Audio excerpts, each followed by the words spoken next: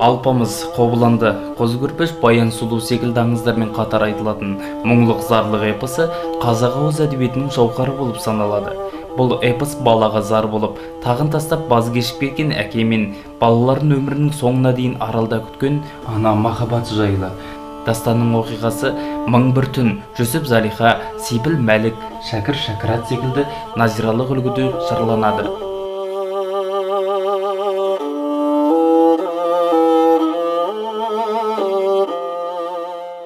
Мұңлық зарлық оқиғасын 1896-1916 жылдар аралығында Хикаят Рисале және Мұңлық зарлық деген атпен қиссашыл ақын Жүсіпбек Шайхисламұлы Қазан қаласында бірнеше рет жариялаған.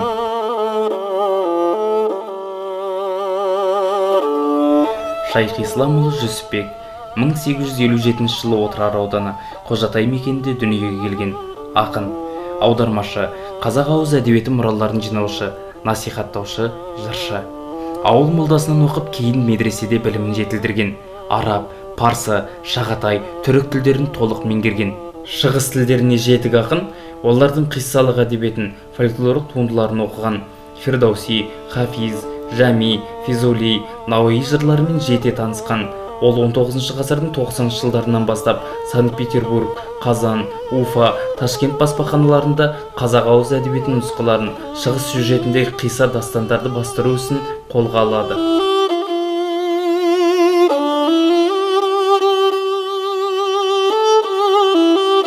Осы мұңлық дастаны деп айтамыз ғой енді. Қалай дүниеге келді деген мәселеге оралатын болсақ, мұңлық эпосы алдында бұл аңыздық түрінде, ертегі түрінде, ел аузында көптен келе жатқан дүние, елдің ескі мұрасы. Ал енді 1890 жылдары Жүсіпбек Қожа Шайхисламұлы бұл эпосты ел аузынан жазып алып, өңдеп 1897 жылы Қазан қаласында бастырып шығарды. Әрине, одан кейін де ол 10 рет қайта басылым көрді. Бұл жағынан енді мұңлық атақты Қозы-Көрпеш, Қыз жібек эпостарымен қатар, Алпамыспен қатар ең көп таралған фольклор мұрасы ретінде бағаланады.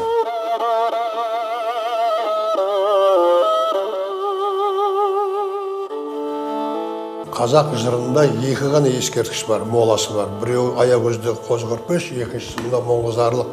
Бұл біздің үлкен қазынамыз ғой. Бұрында жазылғандар бар мұңлық зарлық, бірақ енді ол жай ғана бір қызғаныш сияқты ғана соның шеңберіне шықпай жасағанда, бұнда үлкен масштабқа кетті. Тек қана қызғаныш, күншілдік қана емес, тақталасы, бақталасы, жауыздық, ізгілік, сарай ішінен басталатын.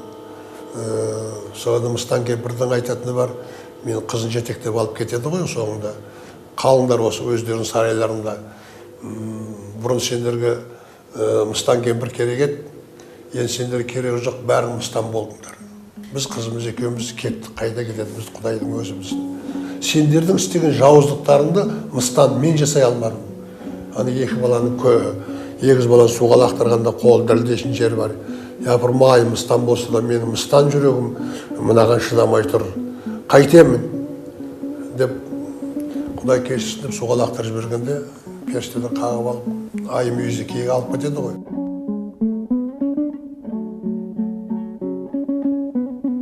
Дастан Шаншар атты ханның 60 әйел алса да бір перзентке зар болғаннан басталады.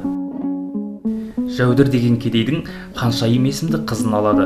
Оның бойына бала бітіп, толғағы келгенде Шаншар хан, мен нәресте дауысын естіп көрмеппін, жүрегім жарылып өліп кетемін деп Шөгіл тауына аңға шығып кетеді. Ханшайым алтын айдарлы ұл, күміс кекілді қыз табады. Мұны көре алмаған ханның күндес 60 әйелі Мыстан кемпірге алтын беріп, балаларды өлтір дейді. Мыстан Ханшайым босанған кезде оның балаларын алып, орнына 2 күшік салады. Алтын айдарлы ұл мен күміс кекілді қызды дарияға ағызып жібереді. Күшік таптың деген айыппен Ханшайымды 2 күшігімен аралға тастап кетеді. Кейіннен сол арал Ханшайым аралы аталыптымыз. Көпіршіп ағып жатқанда адам жұтып қоятындай. Сондай дария еді ғой. Сондай дария кезінде Ханшайым аралының болуы өтті ықтимал еді. қазір енді бәрі тартылып кетті, арал кішірейіп кетті, су шайып кетті. Әйтпесе Қаншайым аралына Қаншайымды апарып тастау үшін кәдімгі почти барса келмес қой енді ол. Жыртқышаңдар мекендейтін. Сол Қаншайым сонда апарып тастады ғой енді. Сол арал енді бүгінгінің көзімен қарағанда ол арал емес, әшейін жай судың ортасындағы кішкентай бір төбе болып қалған.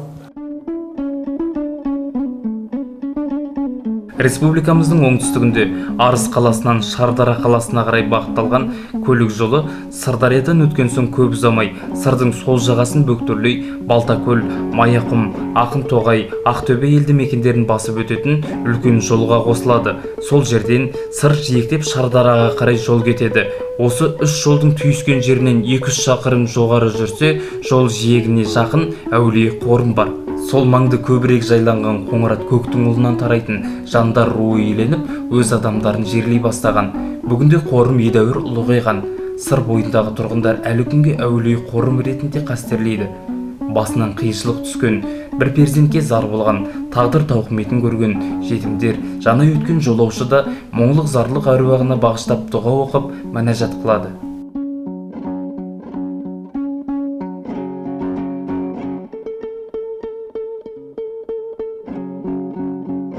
Осы Әулие Қорымның сәл жоғары жағында дәрия ортасында Қаншайым арал деген арал бар.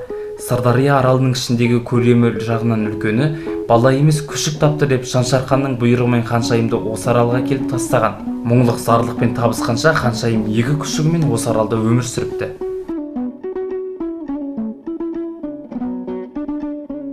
Мұңлық зарлық дастанында бастан аяқ шөгірлі тауы сөз болады. Шаншарханның аң аулайтын, зарлық пен мұңлықты киік асырайтын екі жетімнің әкесімен табысатын жері де шөгірлі тауы.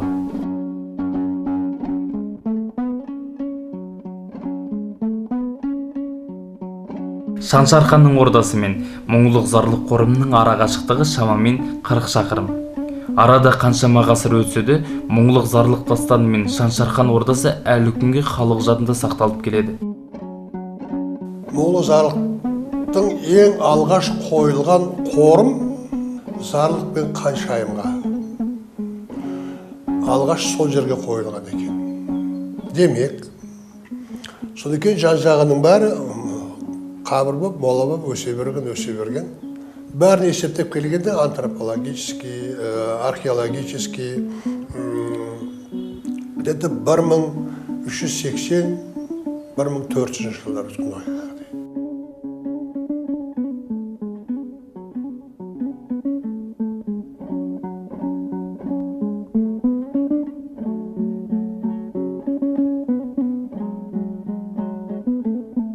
Енді бұл жаңағы айтқан оғыздардың бір шеті Арыста, бір шеті мына Жанкентте, Қазалда.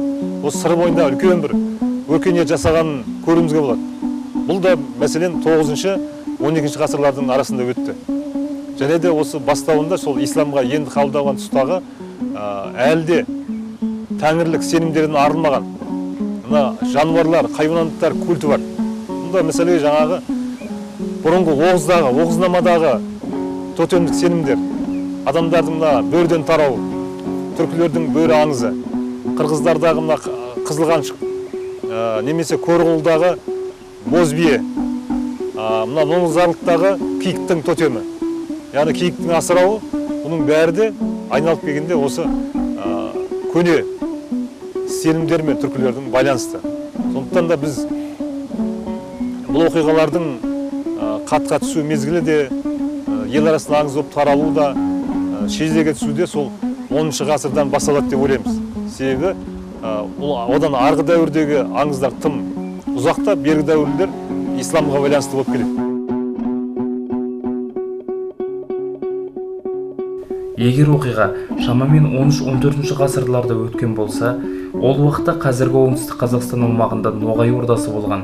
Бәлкім дастандағы Онсан Ноғай елінде деген тіркестің жиі кездесуінің себебі осында шығар.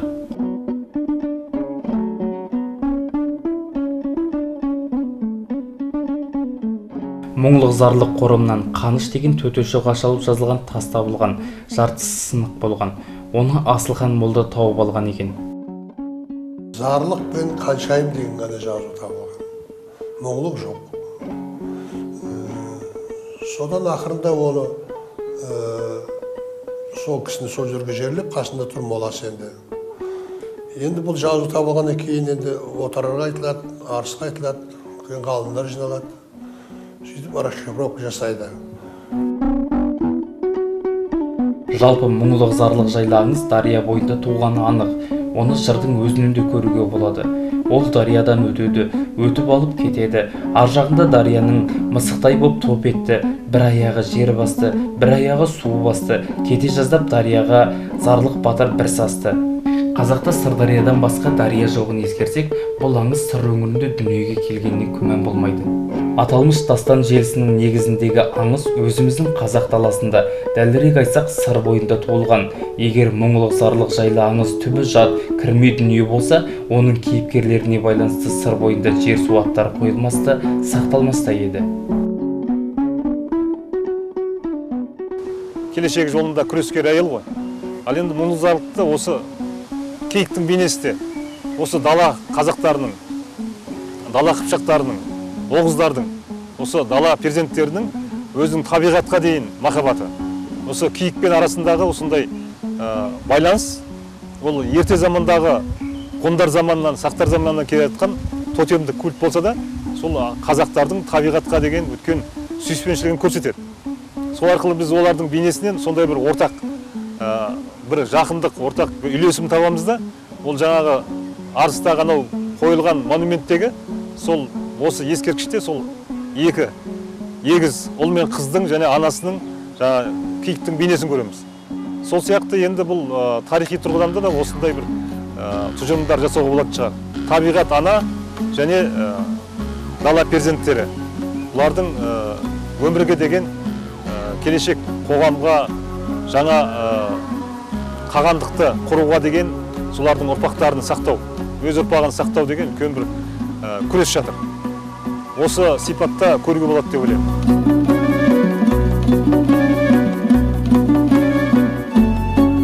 Арыс қаласында 2007 жылы мұңлық зарлық ескерткіші қойылған.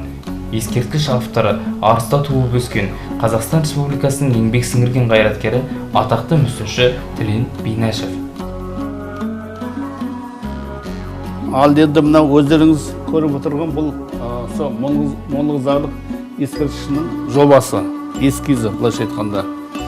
Бұл эскизді бірінші қарағанда бұның астында мына тұғыры бұл қаншайым аралын білдіреді. Бір жағынан бұл мынау жердің бүкіл қазақтың даласын білдіреді, кең байтақ даласын. Оның үстінде тұрған мынау сырдың толқыны. Өйткені бұл Сырдария суының жағасында болған оқиға. Ал бұл толқындар неге бұл төртеу? Төртеу берген себебі бұл дүниенің төрт бұрышына мәлім белгілі дастан.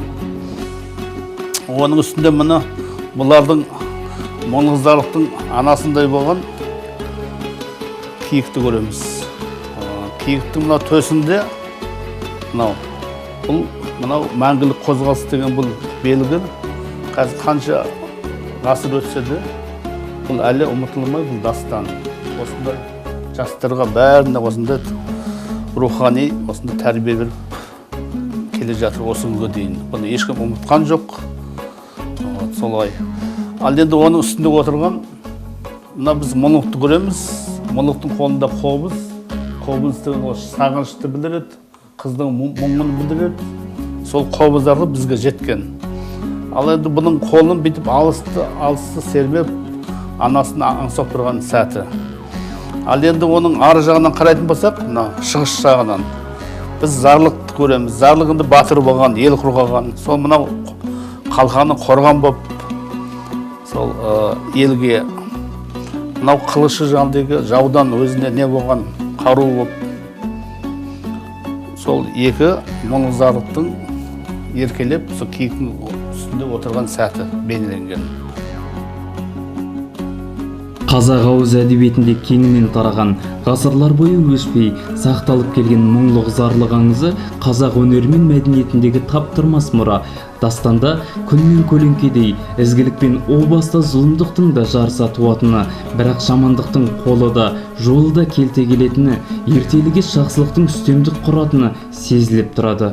Мұңлық зарлық эпосын ана мен әкенің балаға деген махаббатының ынтызарлығының символы деп қарауға толық негіз бар. Жырда табиғат ананың адамзатпен бірлігі де баяндалады. Осындай жауһар жырларды жаттап өскен қазақ баласының бойында ұлттық мәдениет ешқашан өшпек емес.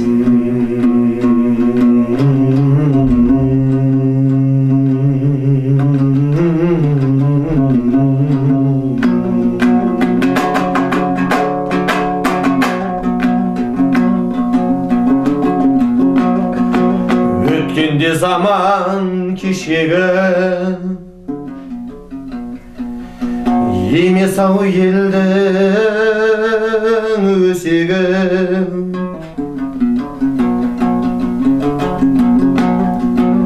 қазіргі арыс жерінде шан шарқан өткен деседі. Алпыс әйелден ұрпақсыз ай жылы өткен нешелі, ханшайым қыздай көргесін ақ қонып басқай беселі. Мұңлық пен зарлық егіздер көре алмай туған шешені, ханшайым кетіп аралға елсізде егіз өседі.